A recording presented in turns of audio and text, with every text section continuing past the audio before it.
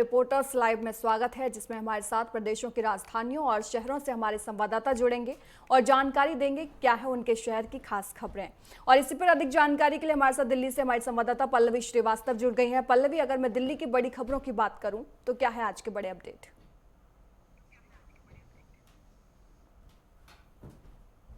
जी भारती, अगर आप आज की बड़ी खबरों की बात करें तो आज अंतर्राष्ट्रीय योगा दिवस मनाया जा रहा है। और अगर दिल्ली की बात करूं कि दिल्ली की मुख्यमंत्री आज सोनिया विहार वाटर स्पोर्ट क्लब में मौजूद रहीं और वहां पे उन्होंने बड़े ही धूमधाम तरीके से यमुना के तट के किनारे उन्होंने योग किया और उसके बाद लोगों को योगा करने के लिए प्रोत्साहित भी किया। और साथ में अगर आपको बताते चले कि इस योगा का जो थीम रहा है वो वन अर्थ वन हेल्थ को लेके इस थीम पे आज ये कार्यक्रम रखा गया। और साथ में अगर बात करते चले, एक अलग तरीके से, एक अद्भुत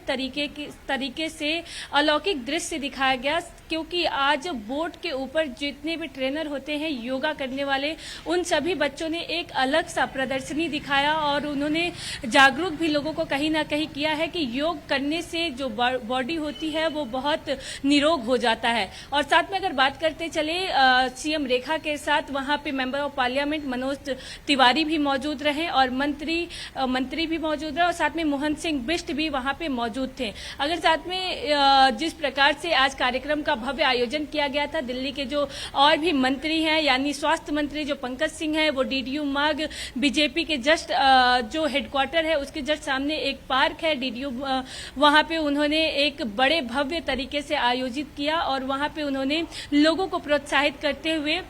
और योगा करने को लेकर लोगों को जागरूकता भी कहीं ना कहीं दी है। साथ में अगर बात करते चले, जिस प्रकार से आज जेपी नड्डा ने भी कर्तव्य पथ मार्ग पे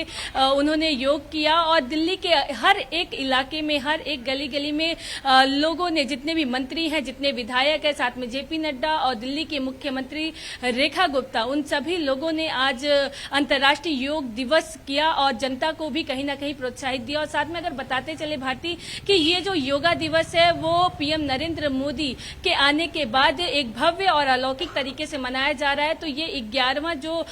योगा दिवस मनाया जा रहा है, इसके भी उपलक्ष्य में पीएम नरेंद्र मोदी को दिल्ली की मुख्यमंत्री ने धन्यवाद दिया और साथ में ही और लोगों को कहीं ना कहीं प्रोत्साहित करने का काम की। और दिल्ली की दूसरी खबर, बड़ी खबर की बात कर ले तो दिल्ली का जो अभी मौसम रहने वाला है, क्योंकि एक हफ्ते से जो दिल्ली का मौसम है वो राहत भरी है, क्योंकि जिस प्रकार से 45 डिग्री के पार टेम्परेचर जा रहा था, लोगों को काफी परेशान करता हुआ दिखाई दे रहा था। तो अब जिस प्रकार से लोगों को मौसम है तो उससे लोग कहीं ना कहीं राहत मिलता हुआ नजर आ रहा है, क्योंकि अब जो बच्चे हैं उनके भी स्कूल खुल चुके हैं, समर वेकेशन जो है वो समाप्त हो चुके हैं और सरकार भी कहीं ना कहीं इस पे कम गर्मी पड़े इसको लेके क्या कुछ सलाह दे रही है, वो भी लगातार जनता के बीच काम करती हुई दिखाई दे रही है। साथ में अगर तीसरी बड़ी खबर की बात कर ले तो कल मनजिंदर सिंह सिरसा लोधी रोड पे एक प्रयोगशाला के तौर पे एक पानी का फव्वारा लगाया गया है, जहां उन्होंने दौरा किया और उन्होंने ये निर्णय लिया कि जिस प्रकार से लोधी रोड पे पानी का फव्वारा लगाया गया है, पॉल्यूशन को कम किया जाने का एक जो अनुष्ठान भारतीय जनता पार्टी ने उठाया है, तो इसको लेके एक नई पहल शुरू की है। और अब दिल्ली के हर एक गोल चक्कर पे, हर एक इलाके में ये जो पानी का फव्वारा है, पॉल्यूशन कम करने की दिशा में ये फव्वारा लगाया जाएगा। साथ में अगर बात करते चले, जिस प्रकार से सीएम रेखा का एक रुख देखा जा सकता है भारतीय की, उन्हें जब से भारतीय जनता पार्टी की सरकार दिल्ली में बनी है तब से यमुना की जो साफ सफाई को लेकर व्यवस्था की गई है वो उनका लगाव कुछ ज्यादा ही है, क्योंकि जब उन्होंने यहाँ पे शपथ ग्रहण किया उसके बाद से उन्होंने यमुना तट के किनारे उन्होंने आरती की और आज योगा दिवस भी उन्होंने यमुना तट के किनारे किया। तो कहीं ना कहीं एक बड़ा मैसेज देना चाहती हैं सीएम रेखा की किस प्रकार से हम यमुना को साफ करेंगे। साथ में उन्होंने यमुना के पानी को छुआ और स्पर्श भी किया। उन्होंने कहा कि हम यमुना माता की प्रण लेते हैं कि हम यमुना को 3 साल में कहीं साफ करने का जो अनुष्ठान उठाया है ये हम जनता को दिखाएंगे। जी भारती, बिल्कुल। देखिए पल्लवी, आपने बिल्कुल ठीक कहा। और देखिए यमुना के तट पर जो भी कार्यक्रम होते हैं उनसे संदेश देने की जरूरत जो है वो जरूर जो है बीजेपी कर रही है, क्योंकि बीजेपी ने साफ तौर पर यमुना को लेकर तमाम वादे किए थे और देखिए अब सत्ता भी उनके हाथ में आ गई है, तो यमुना पर ध्यान देना तो देखिए उनका कर्तव्य भी बनता है। लेकिन जिस तरीके से बीजेपी जो है आगे बढ़ रही है वो कमाल की बात है। और आपसे वापस बात करूंगी, लेकिन हमारे और भी संवाददाता जुड़ गए हमारे साथ श्रीनगर से हमारे संवाददाता अजहर हुसैन जुड़ गए हैं, हमारे साथ राजकुमार चौधरी हमारे वरिष्ठ संवाददाता जुड़ गए हैं और ईशा ठाकुर हमारे साथ चंडीगढ़ से जुड़ गई हैं। सबसे पहले राजकुमार, आपके पास आते हुए, देश में योग की धूम है और क्या कुछ अपडेट इसके अलावा है? देखिए भारती, इस समय पूरी दुनिया जो है वो कहीं ना कहीं प्रधानमंत्री नरेंद्र मोदी और भारत की तरफ देखे, लेकिन इस समय ऑपरेशन सिंधु जो चल रहा है उसकी बात करना बहुत ज़रूरी होगा, क्योंकि ईरान और इजराइल का जिस तरीके से हालात बने हुए हैं उसको निश्चित तौर पे एक दूसरे के जो है वो दुश्मन वो बन गए हैं और पूरी दुनिया जो है ये नज़ारा देख रही है। इसमें अमेरिका अपने हाथ सेकता हुआ नज़र आ रहा है, लेकिन हिंदुस्तान क्योंकि इमोशंस पे जीता है, भावनाओं पे जीता है। 500 से ज़्यादा लोग जो भारतीय नागरिक हैं उनको वहाँ से डिपोर्ट कर दिया गया है, लेके आया जा रहा है और ये ऑपरेशन निरंतर जारी है। इसको ऑपरेशन सिंधु का नाम दिया गया है और आज भी बहुत सारा जो लोग हैं उनके लगातार टच में विदेश मंत्रालय के लोग या दूतावास के लोग जो है वो लगातार काम कर रहे हैं, क्योंकि प्रधानमंत्री नरेंद्र मोदी की प्राथमिकताओं में ये शामिल है कि पूरी दुनिया में यदि हिंदुस्तान का कोई नागरिक रहता है तो निश्चित तौर पर हमारी नैतिक जिम्मेदारी हो जाती है कि अगर वहाँ पर हालात अच्छे नहीं हैं तो उनको अपने देश में लाया जाए। मेरी दिल्ली की सहयोगी बहुत अच्छे तरीके से योगा दिवस के बारे में बता रही थी, लेकिन हमें विशाखापट्टनम की बात करनी पड़ेगी। विशाखापट्टनम में जिस तरीके से प्रधानमंत्री नरेंद्र मोदी ने 5,000 करोड़ रुपए से ज़्यादा की विकास की जो परियोजनाएं हैं सेंट्रल गवर्नमेंट की, उनको कल जो है वो शुरू किया है, उनका कुछ का शिलान्यास किया है, कुछ का उद्घाटन किया है। चंद्रबाबू नायडू के साथ आज विशाखापट्टनम, क्योंकि कश्मीर से लेकर कन्याकुमारी तक आज योग दिवस है। और देखिए 11 साल पहले जिस समय हिंदुस्तान की कमान प्रधानमंत्री नरेंद्र मोदी ने संभाली थी, तो ये योग दिवस जो था, केवल योगा जो था, क्योंकि योगा जो है हमारा पौराणिक काल से हिंदुस्तान का अपने आप में एक ब्रांड है और उसको एक ब्रांड उन्होंने बनाया। आज पूरी दुनिया जो है विश्व योग दिवस के तौर पे इसको मना रही है। और जिस तरीके से प्रधानमंत्री नरेंद्र मोदी ने अपने संबोधन में कहा कि आने वाले दिनों में जो भी सरकारी यूनिवर्सिटी होंगी, जो भी सरकारी हॉस्पिटल्स होंगे, एम्स जैसे अस्पताल जो होंगे, उसमें योग के ऊपर, क्योंकि जो मरीज आते हैं बहुत सारे जो उनके शरीर में जो विकार होते हैं उनको योग के जरिए ठीक करने की दिशा में जिस तरीके के परिणाम सामने आए हैं, उसको लेकर प्रधानमंत्री नरेंद्र मोदी ने पूरे देश को संबोधित करते हुए अपने वक्तव्य में स्पष्ट तौर पर कहा है कि आने वाले दिनों में जो योग है उस योग को हम एक औषधि के तौर पर लेंगे। अगर बात की जाए तो, क्योंकि देखिए ये जो हमारा शरीर है, अगर कहा जाए तो भारतीय उदाहरण के तौर पर कहें तो जो हमारी किचन होती है, जो हमारी रसोई होती है, उसके अंदर सारी बीमारियां हैं और उसी के अंदर सारा उपचार है। क्योंकि बहुत सारी औषधि ऐसी हैं कि यदि उनका जो है बहुत नियमित जो उसका जो है सेवन किया जाए तो शरीर को निश्चित तौर पे उसके सकारात्मक परिणाम मिलते हैं। प्रधानमंत्री नरेंद्र मोदी ने इसी को योग से जोड़ने का प्रयास किया है और 11वां योग दिवस जो है जिस तरीके से पूरे देश में मनाया जा रहा है, निश्चित तौर पे केवल भारतीय जनता पार्टी नहीं बल्कि तमाम सिस्टम जो है वो लगा हुआ है। अगर एनसीआर की बात कर लें तो उत्तर प्रदेश के मुख्यमंत्री योगी आदित्यनाथ ने जो उनके 53 मंत्री हैं, उन 53 मंत्रियों की ड्यूटी लगाई है, हर जिले में जाएंगे। अगर मैं दिल्ली से सटे हुए गाजियाबाद की बात करूं तो उप मुख्यमंत्री केशव प्रसाद मौर्य, उनके साथ मेंबर ऑफ पार्लियामेंट और जो मंत्री हैं वहाँ के सुनील शर्मा, वो भी लगातार मौजूद रहे। एक निजी यूनिवर्सिटी में जाके उन्होंने योग किया है और तकरीबन 50,000 से ज़्यादा लोगों ने योग की व्यवस्था की है। नोएडा की बात कर लूँ तो नोएडा में जो यहाँ के प्रभारी मंत्री हैं कुंवर ब्रजेश सिंह, उन्होंने नोएडा स्टेडियम जो है उस नोएडा स्टेडियम में भारतीय जनता पार्टी के कार्यकर्ता और आमजन और बहुत सारे जो संगठन हैं नोएडा के, उनके साथ योग किया। ठीक है, अजहर आपके पास आते हुए, आपके पास क्या अपडेट है जम्मू कश्मीर की अगर मैं बात करूं? जाहिर सी बात है, सबसे पहले इंटरनेशनल योगा डे के हवाले से अगर हम बात करें, पूरे भारतवर्ष के साथ साथ घाटी में भी बड़े आयोजित किए गए, यहाँ पे भी जो है योग के आसन किए गए हैं। हम देख रहे थे कि कल शाम ही डिफेंस मिनिस्टर राजनाथ सिंह जो है उधमपुर के जम्मू के उधमपुर में पहुंचे। हालांकि कल शाम वो पहले सेना से मिले, वहां पे आर्मी के साथ उन्होंने डिनर किया और सुबह का जो प्रोग्राम था, सुबह उन्होंने उधमपुर में आर्मी के साथ में योग आसन किया। और इसी तरीके से अगर श्रीनगर की बात करें तो श्रीनगर में भी इससे बड़े बड़े प्रोग्राम जो है वो आयोजित किए गए हैं। कहीं ना कहीं इस प्रोग्राम में हमने देखा कि ज्यादा संख्या जो थी, एक तो स्टूडेंट्स बच्चों की थी और उसके साथ साथ बुजुर्ग, महिलाएं और उसके साथ साथ जो है पूरी तरीके से हर एक व्यक्ति ने इसमें जो है हिस्सा लिया। तकरीबन जो बड़े लोकेशंस थे, बड़े तकरीब जो है यानी बड़े प्रोग्राम जहां पे बड़े बड़े ये प्रोग्राम ऑर्गेनाइज किए, घाटी के तकरीबन 60 लोकेशंस ऐसे थी जहां पे ये बड़े प्रोग्राम आयोजित किए गए हैं। इसके बाद में हम सियासी हलचल के हवाले से अगर हम बात करें, क्योंकि उमर सरकार को अपनी ही जो नेता है उनके घेराव में दिखते नजर आ रहे हैं। हाल ही में हमने देखा कि कल जब मेंबर पार्लियामेंट आगा रुहुल्ला जब वो सोपोर गए, हालांकि जब वो सोपोर के उस कार्यक्रम में गए थे तो वहां पे जो सोपोर का जो यूनिट है, जो उनकी अपनी पार्टी यानी नेशनल कॉन्फ्रेंस के उसके अपने कार्यकर्ता या अपने यूनिट के कोई भी व्यक्ति उस प्रोग्राम में शामिल नहीं हुआ। बाद में उसने एक मीडिया से बात किया और मीडिया में बात करते हुए यही कहा कि हम जो सियासत है स्पष्ट करना चाहते हैं कि हमारा जो खिदमत है वो लोगों के तई है और हम उन लोगों को चुनना चाहते हैं जो कि ईमानदार हो और ईमानदारी से काम करे। कहीं ना कहीं उन्होंने इशारों में कह दिया, हालांकि उन्होंने स्पष्ट तरीके से यह नहीं कह दिया कि वो एक अलग पार्टी को फ्रेम करने जा रहे हैं, लेकिन जो आशंका लगाई जा रही है, जिस तरीके का इशारा उन्होंने दिया कि ऐसा लग रहा है कि आगा रुहुल्ला उमर सरकार से किनार कशी करके एक अलग पार्टी बनाने के मूड में है, क्योंकि उन्होंने ये भी स्पष्ट कर दिया था कि इलेक्शन में जो किए गए वादे हैं उनको उसे पूरा करना होगा और उसके लिए उनको जो है ईमानदार लोगों की जरूरत है। लेकिन माना जाता है कि आने वाले समय में उमर सरकार के जो अपने नेता है, काफी सारे जो नेता है उनकी जानिब से जो है आलोचनाएं शुरू हो गई है। इधर अगर हम चीफ मिनिस्टर उमर अब्दुल्ला की बात करें, चीफ मिनिस्टर उमर अब्दुल्ला ने पानी के हवाले से ये कहा, क्योंकि दिन ब दिन जो पानी के जो स्रोत हैं वो खुश्क होते जा रहे हैं, जिसकी वजह से हम देख रहे हैं कि किसान काफी परेशान है। इसको लेके उन्होंने एक बड़ा बयान दिया कि जो भी पानी जो जम्मू कश्मीर से पानी जो हरियाणा के लिए या पंजाब के लिए या इसके साथ में राजस्थान जाता है उसको वहां से मोड़ा नहीं जाएगा, क्योंकि अभी का जो पानी है वो कश्मीर के लिए जो महत्वपूर्ण है, पर्टिकुलरली जो जम्मू क्षेत्र में जिस तरीके से वहां पे खुश्क साली का जो सीजन बन रहा है, और इस हवाले से उन्होंने स्पष्ट कर दिया कि इस बार जो पानी है वो उस साइड मोड़ा नहीं जाएगा। और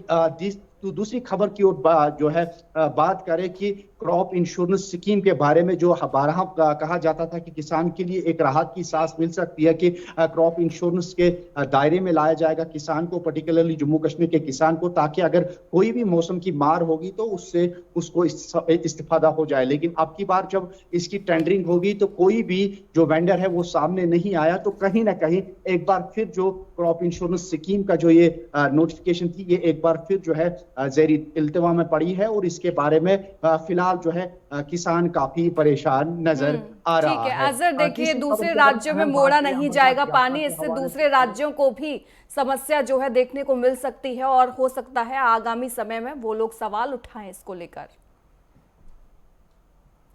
जी बिल्कुल, जो पानी को लेके जो है काफी जो है अभी सियासत भी है इसमें देखने को मिलेगी, लेकिन फिलहाल अगर हम यहाँ पे अमरनाथ यात्रा के हवाले से बात करें जो 3 जुलाई से शुरू होने जा रही है, इसके हवाले से ये डेवलपमेंट है कि कल एक बार फिर जो है एसडीआरएफ और एनडीआरएफ के साथ साथ जो बाकी टीमें थी जिसमें हेल्थ डिपार्टमेंट और पुलिस वगैरह, उनकी एक मॉक ड्रिल की गई पहलगाम के बेस कैंप के नजदीक। एक मॉक ड्रिल की गई कि किस तरीके से अगर कोई भी आपातकाल जो सामने आती है तो किस तरीके से वो उससे निपटा जाए। एक मॉक ड्रिल की गई और उसमें तमाम तर जो एडमिनिस्ट्रेशन के जो आला कार्यकारी थे वो भी वहां पे मौजूद थे, और इसके साथ साथ एसडीआरएफ और एनडीआरएफ की टीमें हैं जिन्होंने मॉक ड्रिल करके ये स्पष्ट कर दिया कि किस तरीके से वो आपातकाल का सामना करना पड़े। अगर हम दूसरी अहम खबर की बात करें मौसम के हवाले से, हालांकि मौसम में आज सुबह जो है हल्की बूंदाबांदी देखने को मिली, लेकिन एक बार फिर जो है गर्मी की चपेट में पूरी घाटी और घाटी के साथ साथ जम्मू में भी देखने को मिला। हालांकि अगर हम यहाँ के टेम्परेचर के हवाले से बात करें, घाटी का जो टेम्परेचर था वो कल जो रिकॉर्ड किया गया श्रीनगर में वो 35 डिग्री से ज्यादा जो है वो यहाँ पे रिकॉर्ड किया गया। और इसी तरीके से अगर हम जम्मू क्षेत्र की बात करें, जम्मू में भी तकरीबन 44 डिग्री तक जो है टेम्परेचर रिकॉर्ड किया गया। तो कहीं ना कहीं जो है मौसम की मार और इस तपिश की वजह से आम जनजीवन जो है प्रभावित यहाँ पे हो रहा है। तमाम बड़ी खबरों से आपने रूबरू कराया और जी आपके पास वापस लौटूंगे। हमारे साथ हमारे संवाददाता ईशा भी लगातार चंडीगढ़ से जुड़ी हुई है। ईशा, अगर मैं पंजाब और हरियाणा की बात करूं तो क्या है आज की बड़ी अपडेट, और ग्राउंड जीरो पर योग का उत्साह आप किस तरीके से देख रही हैं? चलिए ठीक है, ईशा से फिर से संपर्क साधने की कोशिश करेंगे क्योंकि दिल्ली देखिए राजधानी है पल्लवी। तो मैं आपसे ये जानना चाहूंगी कि ग्राउंड जीरो पर आप योग को लेकर किस तरीके का उत्साह जो है वो लोगों में देख रही हैं, क्योंकि इसके लिए तैयारियां जो है वो पहले से ही शुरू हो गई थी। आज अंतर्राष्ट्रीय योग दिवस है और भारत की भूमिका सबसे अहम है क्योंकि प्रधानमंत्री नरेंद्र मोदी के कहने पर ही इस दिन का जो है आगाज हुआ है।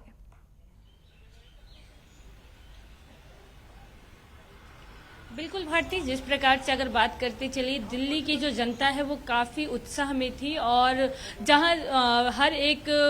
जो विधायक है और सांसद हैं और जो दिल्ली के 7 मंत्री हैं, उन सभी लोगों ने, वो जहां से विधायक है और जिन कॉन्स्टिट्यूंसी से सांसद हैं, उन सभी लोगों ने उस जगह पे एक आयोजन किया और अंतर्राष्ट्रीय योग दिवस को पहले पीएम नरेंद्र मोदी को विशाखापट्टनम से सुना, उसके बाद फिर जनता के साथ योग किया और इस योग में बढ़ चढ़ के हिस्सा लेने वाले जो वृद्ध लोग हैं वो भी मौजूद रहे। साथ में अगर बात करते चलिए, जो दिव्यांग लोग हैं वो भी वहां पे मौजूद रहे और जो छात्र के बच्चे हैं वो भी वहां पे मौजूद रहे। तो साथ में इसको देखा जा सकता है कि किस तरीके से योग दिवस को लेकर लोगों में एक उत्साह देखा जा रहा है, क्योंकि जब भारतीय जनता पार्टी की सरकार 2014 में बनी थी, उसके बाद पीएम नरेंद्र मोदी ने 2015 में ये पहल शुरू की थी योग दिवस मनाने की। योग दिवस तो लोग मना ही रहे थे पहले से, पर जिस प्रकार से जज्बा और जुनून उठा है वो 2015 के बाद ही कहीं ना कहीं लोगों के मन में उठा और जिस प्रकार से भव्यता के साथ दिल्ली में आज अंतर्राष्ट्रीय योग दिवस मनाया गया, इसको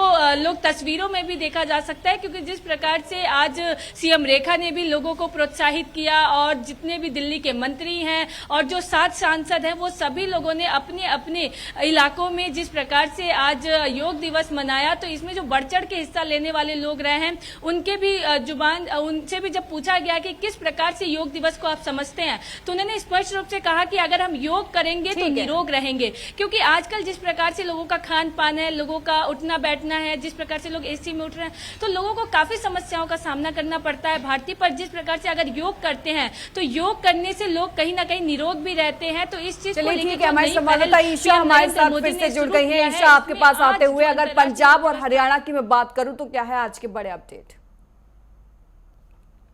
ईशा, सबसे बड़ी खबर है कि अभी थोड़ी देर पहले पंजाब पुलिस की तरफ से खुफिया जो जानकारी है उसके आधार पर 2 तस्करों की गिरफ्तारी हुई है और इन तस्करों का संबंध, जो संपर्क है वो पाकिस्तानी तस्कर से मिलता हुआ नजर आया है और 6 किलो हीरोइन भी यहां पर बरामद की गई है और साथ ही साथ ड्रग्स मनी भी। और पुलिस की तरफ से फिलहाल मामला दर्ज कर दिया गया है और मामले की छानबीन की जा रही है। दूसरी बड़ी खबर की अगर हम बात करें, जिस तरीके से पूरे देश में अंतर्राष्ट्रीय योग दिवस आज मनाया जा रहा है,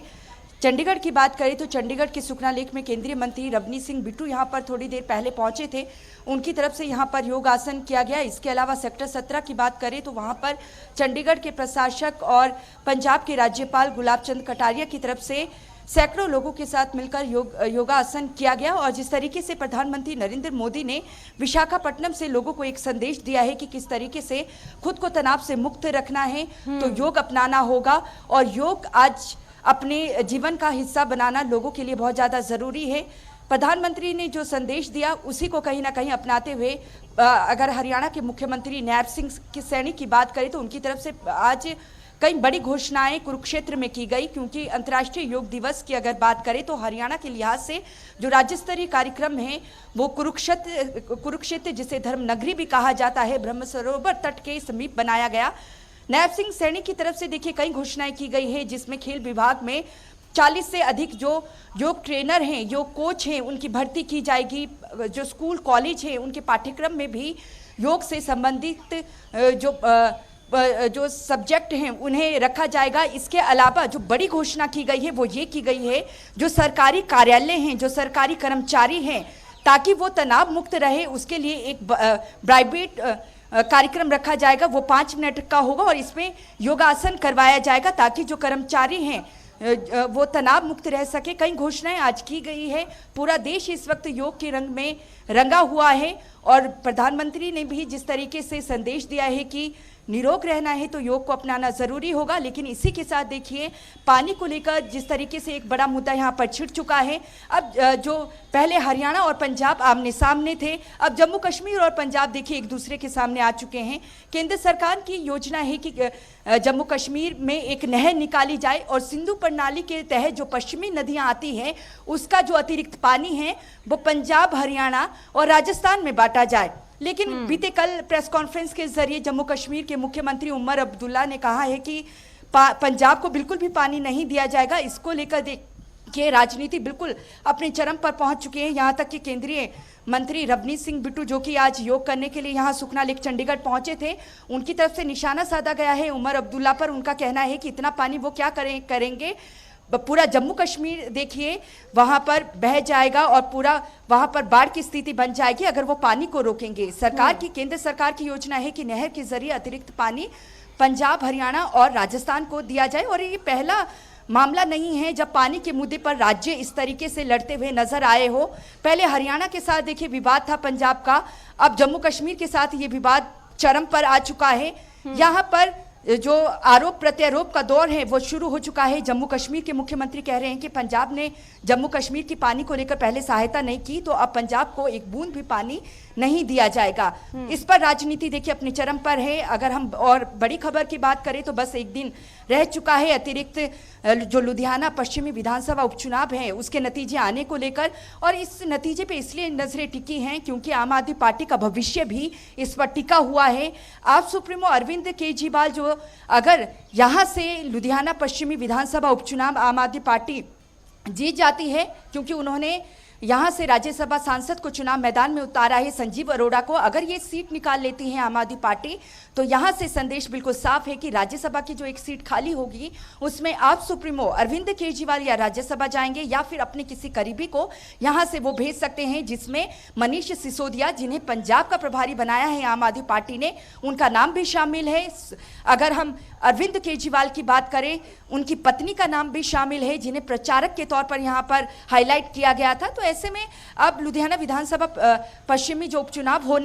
हुआ है, मतदान हो चुके हैं, लेकिन मतदान उस तरीके से नहीं हुए जिस तरीके की उम्मीद थी। और लुधियाना से ही आते हैं रवनीत सिंह बिट्टू जो कि केंद्र में मंत्री हैं। लोकसभा चुनाव जरूर हारे थे, लेकिन प्रधानमंत्री नरेंद्र मोदी की तरफ से उन्हें अपने कैबिनेट में शामिल किया गया। अब ऐसे में बीजेपी किस तरीके का प्रदर्शन यहां पर करती है वो देखने लायक रहेगा। और 23 तारीख को नतीजे आएंगे तो सभी की नजरें यहां पर टिकी है, क्योंकि यहां से आम आदमी पार्टी का भविष्य भी तय होगा। और 23 तारीख को नतीजे आएंगे। साथ ही देखिए 23 तारीख के बाद ही चाहे आप केंद्र में बीजेपी की बात कर लीजिए, हरियाणा में या पंजाब में,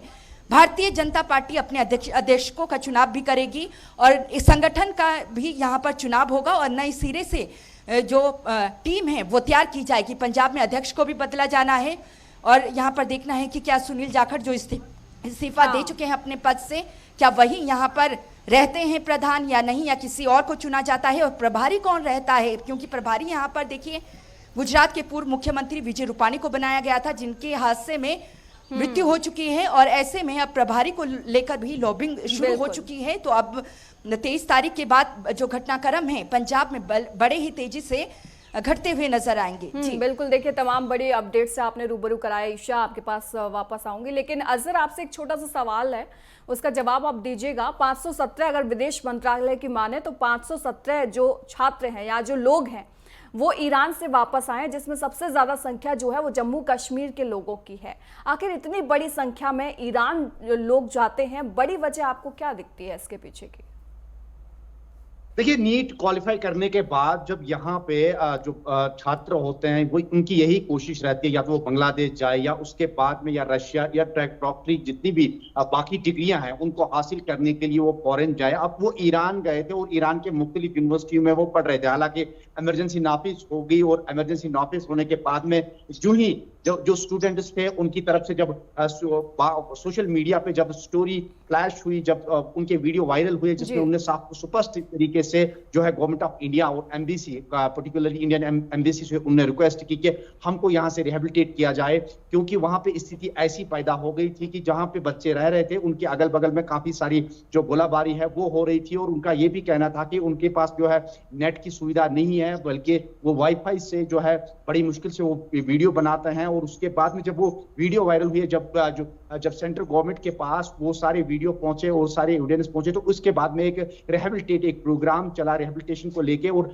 तकरीबन जो कल तक जो संख्या थी 90 के करीब, जो टोटल 110 जो बच्चे थे जिनको वहां से रिहेबिलिटेट किया गया, जिनको वहां से वापसी जो है घर वापसी की गई, जिनको दिल्ली पहुंचाया गया। जिनमें 90 के करीब जो स्टूडेंट्स छात्र थे वो जो है घाटी से ताल्लुक रखते थे और उनको वहां से हिफाजत जो है वो घर पहुंचाया गया। ठीक है, आप सभी ने तमाम बड़ी खबरों से रूबरू कराया। आप सभी का बहुत बहुत धन्यवाद तमाम जानकारी के लिए।